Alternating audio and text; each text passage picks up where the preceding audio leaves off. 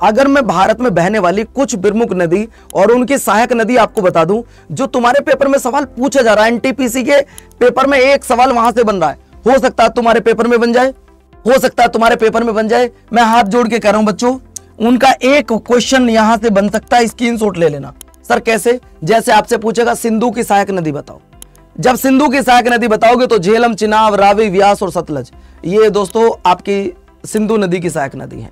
अगर मैं गंगा नदी की सहायक की बात कर रहा हूं तो गंगा की सहायक नदी यमुना, चंबल, सोन, दामोदर, महाकाली, घाघरा, रामगंगा, कोसी और गंडक, ये सब इसकी सहायक नदी है। यमुना की सहायक नदी की बात कर रहा हूं तो टोंस है, हिंडन है, चंबल है, सिंध है, बेतवा है और केन है। इसके बाद अगर मैं चंबल की बात कर रहा हूं तो बनास है, सिंध है, बेतवा है, केन है। इसके बाद सोन की बात कर रहा हूं तो जोहिला है, गोपदा है, रिहंद है, कनर है, उत्तर कोयला है।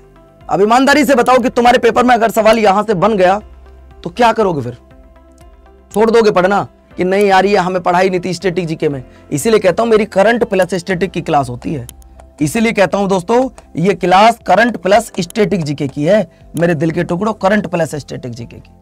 चलिए सवाल नंबर नेक्स्ट, अगर आपसे पूछे नर्मदा नदी की सहायक नदी बताओ, तो दोस्तों आज की क्लास का सबसे इंपॉर्टेंट टॉपिक है नर्मदा नदी की सहायक नदी। आपके सामने ब्रह्मपुत्र नदी की नदी, नर्मदा की बात कर रहा हूं तो एमपी की जीवन रेखा भी इसको कहा जाता है।